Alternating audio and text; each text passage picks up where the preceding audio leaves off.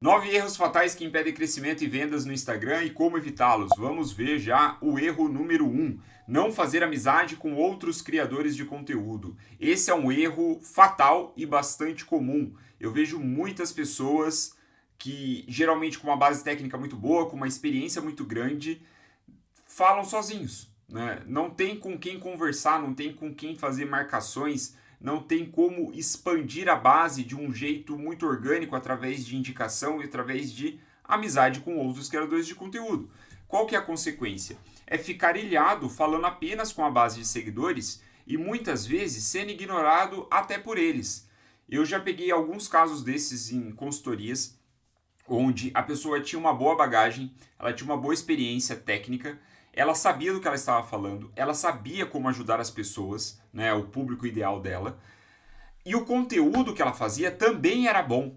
Era legal, tecnicamente falando assim, né, se era, tinha um bom gancho, tinha um design bacana, coisas do gênero, era legal. Só que ainda assim, com tudo isso, mesmo com tudo isso, o perfil dela parecia ilhado, parecia que ninguém falava com ela, ninguém interagia com ela. E eu vejo que isso é um grande problema. É um grande problema porque impede que você cresça sua base organicamente, como eu ia falando, através da indicação desses amigos, né, desses colegas virtuais, por assim dizer, ou os criadores de conteúdo. E também a percepção do público sobre esse perfil, sobre essa pessoa que está criando conteúdo e ninguém engaja, né? Porque parece que, cara, ela só existe ali sozinha numa rede social cujo nome é rede social, né? Ou seja, pressupõe-se que as pessoas interagem entre si. Então, um perfil ilhado é a pior coisa que alguém pode ter numa rede social, percebe? Então, qual que é a solução? O que a gente tem? É reservar um momento diário para enviar 3 mensagens para outros criadores de conteúdo. Simples assim. Reserva um momento no seu dia, né? Eu coloco aqui no exemplo meio-dia, né? Se você quiser. Reza o Ângelus e vai lá e manda mensagem para 3 pessoas, para outros criadores de conteúdo e puxa a conversa. Age como uma pessoa normal. Elogia o trabalho dessa pessoa. Você viu um post legal? Cara, só isso, entendeu? E vai desenrolando, vê como as coisas vão avançando. 3 mensagens para outros criadores, para novos outros criadores de conteúdo, faz com que, cara, em um mês, imagina que você faça isso só durante a semana, né, de segunda a sexta. Porra, em um mês você tem 60 pessoas em potencial para fazer essa amizade virtual, para começar a estreitar laços. Então, é um hábito muito simples, mas que muitas pessoas menosprezam, né? E geralmente quem menospreza é quem mais precisa disso. Então não cometa esse erro. Segundo erro, não saber como transformar conversas informais em vendas, certo? Então, outras pessoas, diferente do caso do erro 1, elas têm já engajamento, elas conseguem fazer um conteúdo legal que expande a base, né, que alcança as pessoas, recebe mensagens na DM, recebe respostas nos stories, mas não sabe como transformar essas interações de conversas informais em vendas. Qual que é a consequência? Perde oportunidade de negócio e acabam sendo sugados por espertinhos que só querem aproveitar da sua boa vontade. E nesse erro eu tenho, infelizmente, muito conhecimento de causa, porque eu era essa pessoa. Né? Aos 3, 4 anos atrás, eu era muito solícito, né, nas DMs, ainda sou, mas eu era solícito sem saber para onde eu levaria essa pessoa, né? Tipo, eu só respondia, eu interagia, né? Eu tava ali fazendo o meu trabalho como criador de conteúdo, as pessoas interagiam comigo, eu gostava muito, ficava respondendo, trocando ideia, até que eu percebi que falei, porra, tem muita gente aqui que tá trocando ideia comigo, conversando comigo, só que não compra minhas coisas. E aí, em vez de me fazer de vítima, eu entendi, eu falei, cara, mas eu também não faço nada para levar essas pessoas para uma situação de venda. Eu não faço nada para que elas comprem os meus produtos. Então, não cometa esse erro. Tenha na sua manga um meio pelo qual você leva a pessoa de uma conversa informal para uma conversa de venda. Então, a solução é decorar princípios de social selling e até mesmo scripts para conduzir conversas. E aqui eu trago alguns exemplos. Evidentemente, eu escondi aqui a identidade porque são clientes de mentoria, clientes de consultoria, são clientes que, enfim, são a minha base de clientes, eu quero preservar a identidade deles por conta da intimidade das mensagens. Mas basicamente o que a gente vê aqui na tela aqui no caso uma cliente, era uma mulher, que respondeu a um story. Eu não me lembro qual era o story que eu fiz, mas basicamente foi algum story de levantada de mão do tipo, olha, se você quer mais informações sobre isso daqui, responda. E aí ela falou, sim, eu quero. Maravilha, aí eu vim aqui com essa mensagem. Para eu entender seu caso e descobrir como posso te ajudar, vou te fazer algumas perguntas. Então, o que eu estava fazendo aqui? Eu estava aplicando um script, né, para conduzir essa pessoa para uma situação de venda. Aqui, naturalmente, ela já estava bem engajada, né? Ela já estava manifestando um desejo claro de comprar algo de mim, né? Já estava com esse interesse, porque esse story que eu fiz provavelmente foi relacionado a alguma situação, né? Alguma oportunidade de participar de uma mentoria, de uma consultoria, coisa do tipo. Então, eu comecei a conduzir o negócio, eu mandei áudios aqui para ela. Aliás, eu fiz as perguntas, aqui é outra parte da conversa, né? Onde eu concluí com áudio, então eu dei uma personalizada, mas veja, essa minha atenção, essa minha personalizada, era para conduzir a pessoa para venda. E aí ela respondeu, show, tem interesse sim. E aí, o que aconteceu? Eu expliquei para ela qual que era a minha proposta na época. Né? Mandei aqui um textão, que era um texto padrão, eu personalizava uma ou outra coisa a depender do que as pessoas me respondiam nas perguntas iniciais, mandava o fechamento, né? Que era pontual, né? Essa aqui na sessão de consultoria, beleza, e aí ela falou, ó, aí eu falei, né, se optar à vista no Pix, consigo dar um desconto da taxa da plataforma, ficaria 1.900 no Pix. Aí ela falou, beleza, 1.900 no Pix, então na época era esse preço que eu cobrava, fechamos. E aí ela manda o print para mim, o comprovante do pagamento. Então, maravilhoso. Eu conduzi ela, porque eu sabia como levar. Só que aí, nesse caso, sim, foi uma conversa que já tinha essa aura de venda, né? Mas eu tenho um outro exemplo para você de uma conversa completamente aleatória, né? Que uma pessoa, também vou esconder a identidade, mas apareceu na aba de notificação, eu vi que era um médico e eu vi que tinha conta verificada, vi que tinha muitos seguidores e eu mandei um simples, opa, fala doutor. Princípios básicos. Eu falei, cara, esse perfil é meu perfil ideal de cliente. Eu não abordo todas as pessoas que aparecem na minha aba de notificação. Simplesmente mandei 3 palavras para ele. Ele curtiu e veio com um textão. Pum. E aí depois eu vim aqui com a resposta, aí ele me respondeu e aí ele me enviou uma sequência de 6 áudios. 6 áudios. Quando eu vi esses 6 áudios, 2 sentimentos me ocorreram. Caramba, 6 áudios, vou ter que ouvir tudo isso. E o segundo sentimento foi, porra, esse cara tá muito quente.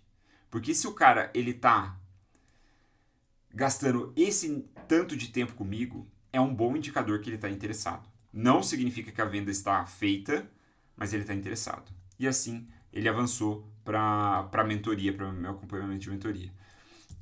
Então, o roteiro, como que você pode usar, né, para você sair daqui desse vídeo e não cometer esse erro de não conseguir conduzir bem as conversas. Primeiro, o objetivo. Descubra o objetivo da pessoa. Seja lá qual for o nicho, ela tem um objetivo. E o que você quer descobrir é por que ela tem esse objetivo. Depois, o desafio. Qual é o desafio que ela tem, que ela enfrenta, que impede que ela alcance esse objetivo? Então, você vai descobrir o porquê desse desafio. Depois, a causa raiz. A parte da causa raiz é você quem revela. Eu gosto de aplicar esse script porque eu acho ele bastante amigável. Eu gero valor para a pessoa, dou uma pitada ali de valor para a pessoa na conversa e conduzo ela para a solução. Como assim?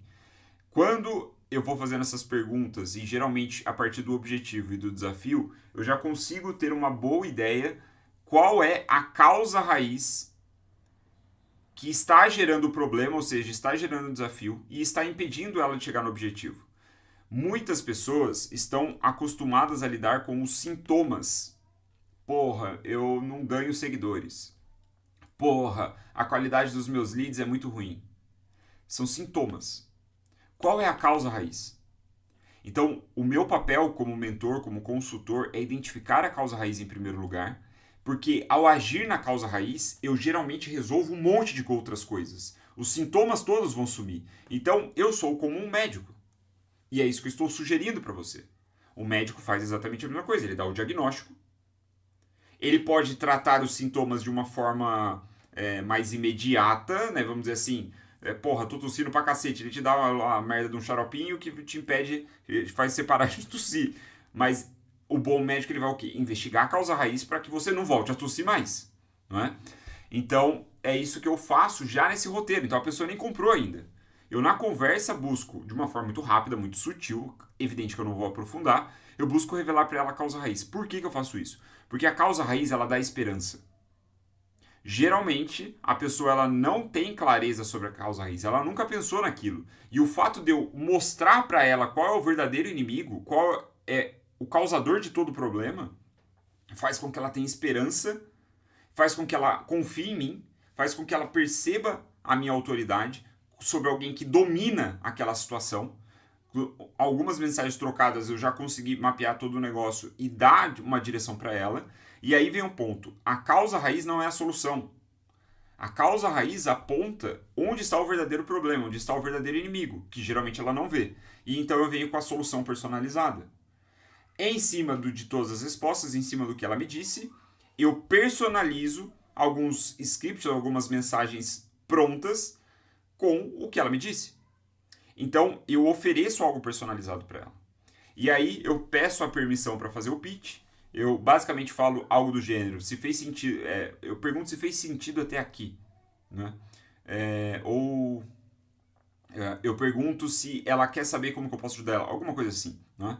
Então, permissão para o pitch. Esse é o ponto. Você faz uma pergunta, que é quase uma pergunta retórica, que se a pessoa chegou nesse ponto da conversa com você, ela provavelmente vai dizer sim. Né? Eu nunca recebi um não na permissão para o pitch. E assim que eu ganhei a permissão para o pitch, eu faço o pitch. Né? E aí eu vou fundo. Tem mais detalhes, mas para esse vídeo aqui no YouTube tá mais do que bom esse esquema, esse roteiro para você entender. Então, qual que é o ponto? Qualquer conversa que você tenha no Instagram, você tem esse roteiro em mente.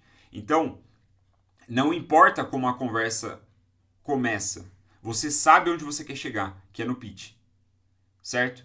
Então, aí vai a sua habilidade para conduzir isso. Muito bem, vamos para o erro 3. Não ter uma oferta de consultoria de 90 minutos. Por que isso é um erro? Porque você perde a oportunidade de caixa rápido. Na maioria dos casos, especialmente se você trabalha no mercado do dinheiro, ou seja, em última análise, o seu cliente quer ganhar mais dinheiro, uma consultoria de 90 minutos é uma solução muito boa. Né? Se você tem isso produtizado, esse serviço produtizado, você tem um excelente mecanismo de fazer caixa, né? Com margem altíssima. Então, qual é a solução? Criar uma oferta flexível para atender problemas diferentes de forma personalizada. Ou até, se quiser, você pode fazer uma oferta mais fixa mesmo, mais produtizada para atender um problema específico, né? E não problemas diferentes. Aí vai de acordo com o seu desejo. E aqui, uma sugestão de modelo de oferta que eu apresento na minha consultoria, na minha mentoria, com 8 elementos. Promessa, métricas, método, formato, tempo, preço, escassez, urgência, né? Ou outros gatilhos mentais e o nome da oferta. Certo? Use esses elementos para compor a sua oferta. Erro 4. Não saber como atingir público frio sem anúncios. Isso é também muito danoso. Ficar dependente só de anúncios para atingir um público novo. Não é? Pessoas que ainda não te conhecem. A consequência é que a sua audiência ela só cresce com impulsionamentos. Então você acaba muitas vezes tendo um saldo negativo de seguidores. Ou seja, se você não tem anúncio rodando, você está perdendo seguidor. Sua base está cair. Perder seguidor não é um problema. O problema, e o que pode ser um problema, é o número total de seguidores diminuir. Certo? Você está com saldo negativo. Ou seja, saem mais pessoas do que entram pessoas na sua base. Isso é ruim. Na maioria dos casos, isso é ruim. Então, o que a gente quer? Como solução, é criar conteúdo com o objetivo de compartilhamentos. As pessoas, elas não entendem essa dinâmica hoje em dia de que o principal conteúdo que alcança público frio, que viraliza, é o conteúdo que é muito compartilhado. Eu fiz um vídeo recente no canal, eu vou colocar o link aqui em algum momento, 15 minutos, depois eu peço para o meu editor aí colocar junto no card, a indicação aqui em cima. Eu certamente fiz um vídeo sobre isso, se eu não me engano, ou enfim, se tiver o vídeo eu vou colocar a indicação aqui. Criar conteúdo com objetivo de compartilhamento. Esse deve ser o seu foco, na minha opinião, para que você tenha esse fluxo recorrente de pessoas chegando no seu perfil. Então, quais são os elementos que te ajudam a planejar um conteúdo muito compartilhado? Ele precisa ser útil, ele precisa ser divertido e ele precisa ser opinativo. Por divertido, não precisa ser gracinha necessariamente. Pode ter um bom storytelling. Storytelling já diverte as pessoas, entretém as pessoas, isso basta, né?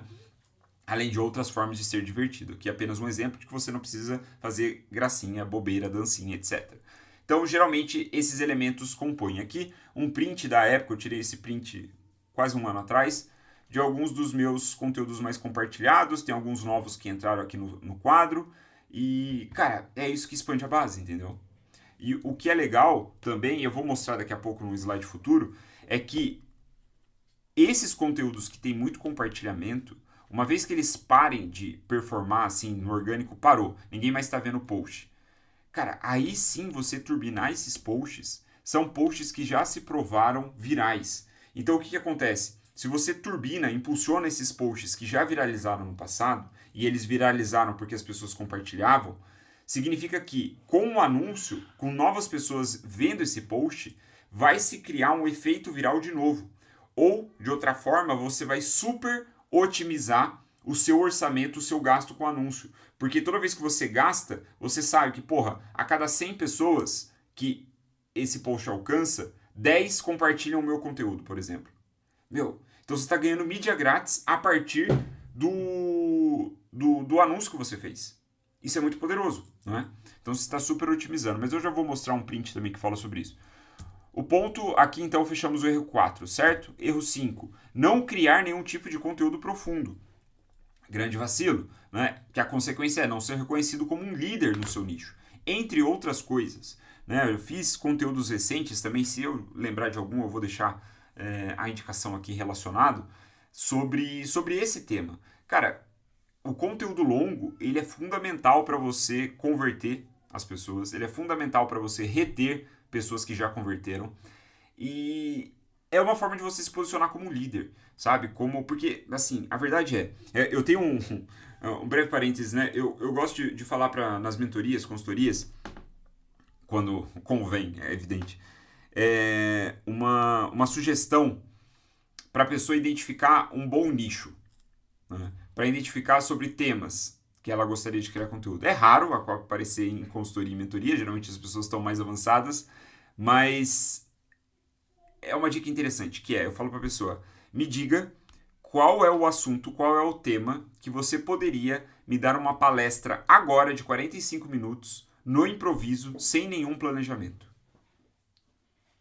A verdade é que são poucos os temas, para a maioria das pessoas, são poucos os temas que você consegue falar assim no peito já, pum, sem improviso, direto e reto. A resposta para essa pergunta é um bom indicativo de temas, ou do tema que você deveria abordar. Percebe? Então, de alguma forma, isso traz para essa questão do conteúdo, o conteúdo longo, e essa questão da liderança do nicho. Porque um líder, um pensador, né, um criador líder, ele deve ser capaz de sustentar um conteúdo longo. Uma palestra de 45 minutos, por exemplo, no improviso. Não que você precisa fazer conteúdo longo improvisando como eu faço, né? Não precisa. Mas, enfim, você entendeu. A consequência é essa. Qual que é a solução? É criar pelo menos um conteúdo longo e divulgar, divulgar, divulgar, divulgar, divulgar, divulgar, divulgar. Não parar de divulgar. Exemplo, aqui está. Plano para sair de 8K e até 20K mês em 4 semanas utilizando o sistema que atrai de 8 a 25 novos potenciais clientes todo dia no Instagram. É um conteúdo de 12 minutos que eu consegui sintetizar e roda gerando valor para minha galera e também gerando clientes para minha mentoria, para minha consultoria. Então, esse é um bom exemplo de um conteúdo que, me deu um trabalho para fazer no geral, me deu um trabalho ainda maior para sintetizar em 12 minutos apenas. E então, o maior erro que eu posso fazer é parar de divulgar esse conteúdo. Certo? É um conteúdo relativamente longo, 12 minutos não é tão longo assim. Ele tem um papel, nesse exemplo especificamente, ele tem até um papel mais de vendas do que de conteúdo mesmo.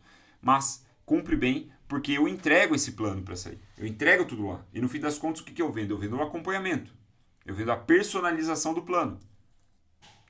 Então, erro 6. Não se dar o direito de ficar muito bom em um único formato de conteúdo. Já falei isso outras vezes aqui no canal, em outros vídeos. A consequência é não ser lembrado. Certo? É um erro que pega mais intermediários e iniciantes. Iniciantes com certeza. Intermediários pega também, que ainda está formando audiência. A verdade é que você vai tentando fazer YouTube, você faz stories, aí você faz carrossel, aí você vê os vídeos virais curtinhos e não sei o que, e você vai, aí tem o threads, aí você fica no threads, e não sei o que, e você fica pulando de galho em galho na criação de conteúdo e não se dá o direito de ficar realmente bom em um único formato. Isso é uma merda. Ninguém vai lembrar de você. Não é? Então, qual é a solução? Concentrar-se em um único formato de conteúdo incansavelmente por um mês antes de tentar algo novo. Sugestão minha. Não é? É discutível, né? Há casos e casos, mas no geral isso costuma funcionar muito bem. E aí, como exemplo, a gente tem, claro, é um exemplo extremo, mas você vai entender o que eu estou querendo dizer quando eu trago esse exemplo extremo. Do MrBeast, né? Aí acho que é o maior youtuber do mundo. Cara, quando você olha, né, eu tirei um print um tempo atrás, o que você vê na tela são vídeos recentes, né, o que eram vídeos recentes na época que eu tirei o print, e você vê o mesmo padrão, entendeu? Você vê um padrão de thumb onde, na maioria das vezes, está aparecendo o rosto do MrBeast em destaque, com os dentes aparecendo, fazendo alguma expressão ali chamativa, né? Ele tem a proposta do sobrevivi 7 dias, sobrevivi 100 dias, passei 7 dias na solitária. Então, tipo, são todas temáticas, são todos, as thumbs são muito similares. Ele encontrou o padrão dele, entendeu? Ele encontrou o jeitão dele que funciona. Não faz sentido ele ficar fugindo muito disso. Agora, talvez pode se dar esse direito, né? Pelo tamanho, porra. É vídeo de mais de 100 milhões de visualizações. Não é? Então, encontre o seu formato. Se dê o direito de ficar verdadeiramente bom em um único formato. Erro 7. Não ter um meio previsível, repetível e escalável de captar valor.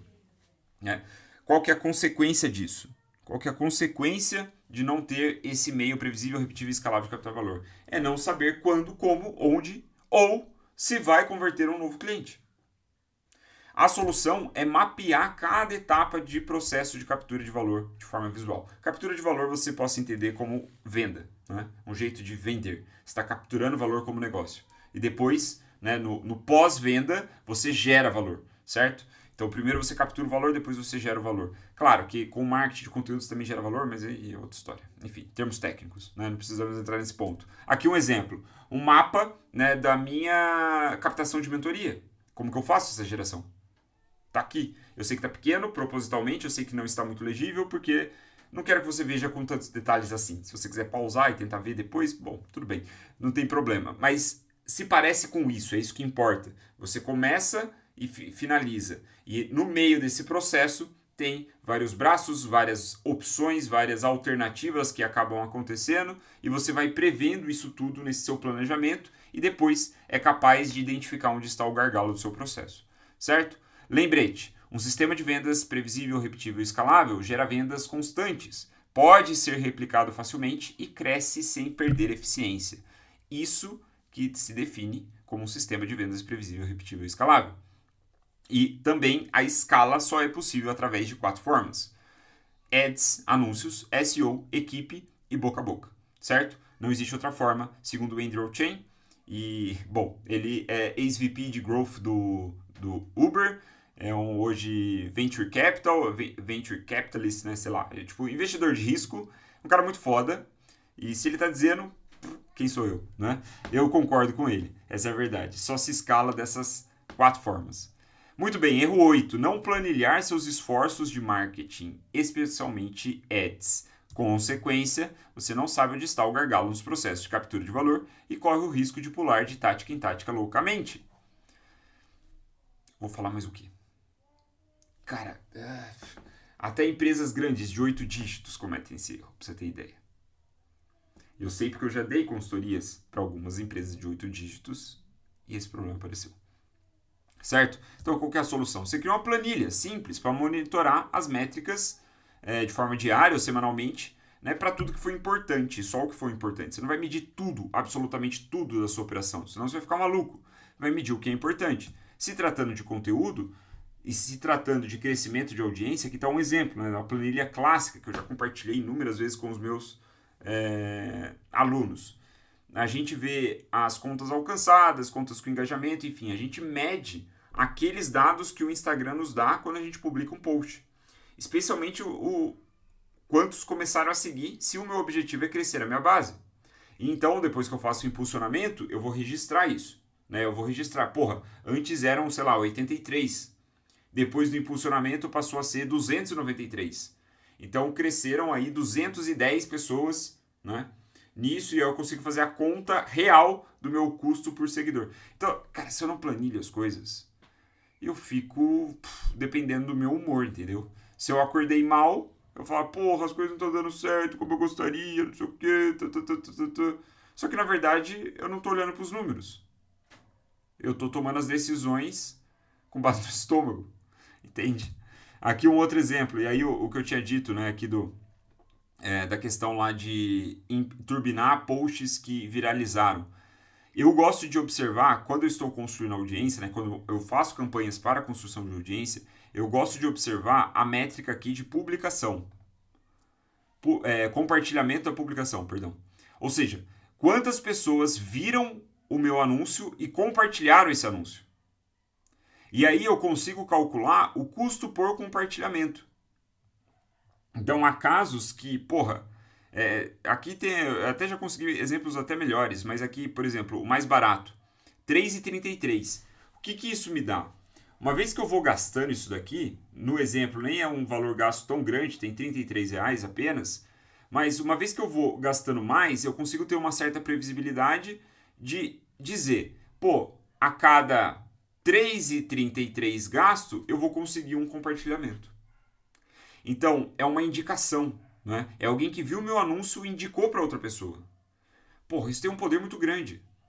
Como eu disse antes, eu estou super otimizando o meu orçamento. Porque eu paguei para essas pessoas aqui serem vistas, essas 2.000 pessoas. Né? Essas impressões. Foi para isso que eu paguei, nesse exemplo. Só que, como tem 10 compartilhamentos, eu possivelmente estou aumentando esse alcance, essas impressões que não estão medidas aqui, não são mensuradas aqui, mas que me geraram através do compartilhamento. Percebe? Então, né, como eu coloco aqui, esse é chave, fazer esse tipo de métrica. E aí, um quiz rápido aqui para você que está há 28 minutos acompanhando o Milzão nesse... Cara, é tipo um workshop, falei. Tem essas duas versões de página. Certo? Versão A e versão B. Eu fiz um teste AB real, né, aqui no meu projeto Composto Sucesso, para identificar qual página convertia mais na captura de lead. Qual página você acha que converteu mais? A ou B? Vai, 3 segundos. 1, 2, 3. Qual resposta você deu? Letra A ou letra B? Se você disse letra A, você acertou, porque a letra A converteu 67%, enquanto a letra B converteu 30%.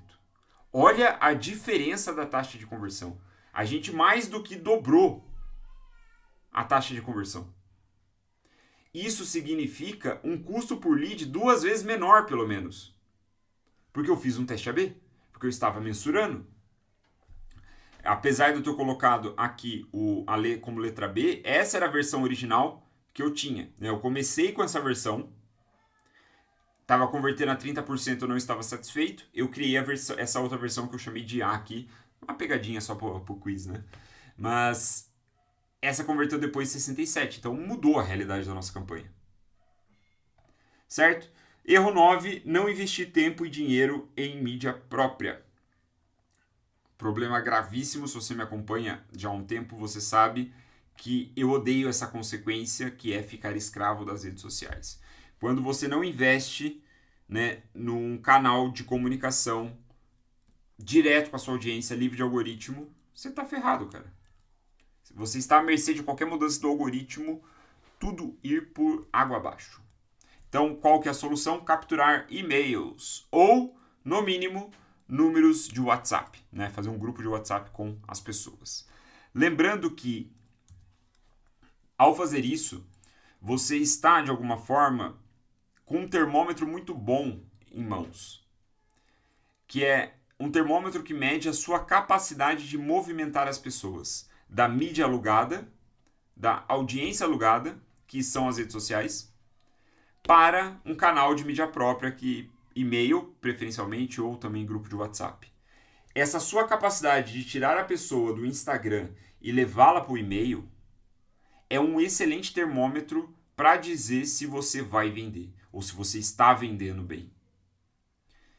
Movimentação precede monetização. Se você não é capaz de movimentar as pessoas entre plataformas, dificilmente você vai ser capaz de de provocar um movimento mais complexo, mais difícil que uma pessoa pode fazer, que é o movimento de tirar a carteira do bolso para pagar e comprar o seu produto.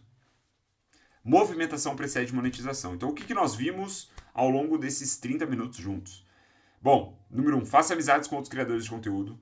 2, aprenda a transformar conversas em vendas. 3, tenha uma oferta de consultoria de 90 minutos. 4, crie conteúdo com objetivo de compartilhamento. 5, crie conteúdo profundo. 6, busque ficar excelente em um único formato de conteúdo. 7, mapeie seu processo de captação de valor. 8, mensure tudo que for importante. 9, invista em mídia própria. Se você gostou desse vídeo, considere entrar na minha comunidade quando for a hora certa, quando ela estiver aberta para outras pessoas, além dos meus convidados iniciais. Obrigado, nos vemos no próximo vídeo.